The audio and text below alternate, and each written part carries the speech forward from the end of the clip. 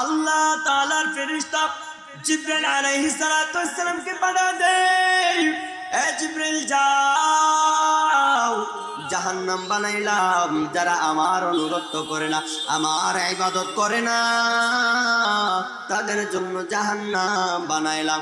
যাও জিবরাইল, জাহান্নামটাকে পরিদর্শন করে আসো।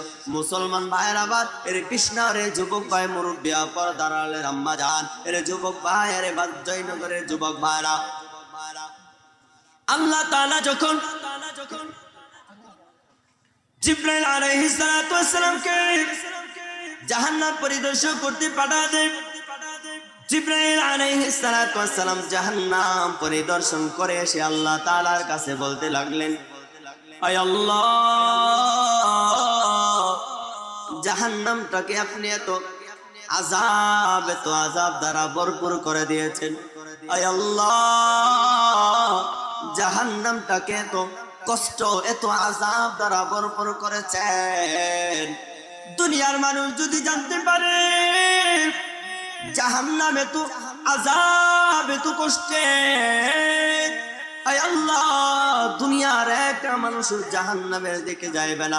যে কাজ করলে জাহান্নামে যাবে ওই কাজ কেউ করবে না, কেউ করবে না। মুসলমান ভাইয়ের আমার, আল্লাহ তাআলা জিবরাইলকে ডাক দিয়া বলে, এ জিবরাইল,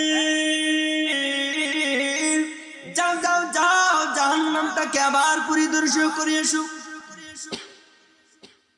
জিবরাইল আলাইহিস সালাতু ওয়াস সালাম দ্বিতীয়বার জাহান্নাম পরিদর্শন করতে চলে যায়।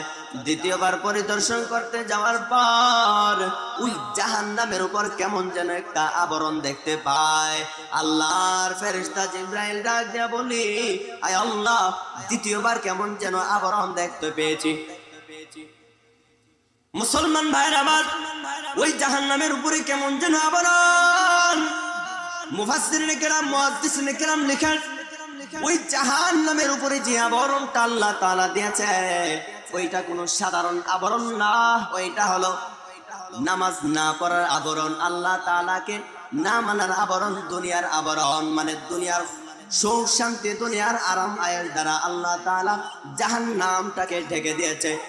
যারা দুনিয়ার পেছনে পড়ে, দুনিয়া দুনিয়া করে, আমার রব আল্লাহ তাআলাকে ভুলে যায়, আল্লাহ তাআলা বলেন তাদের জন্য আমার জাহান্নাম অবধারিত।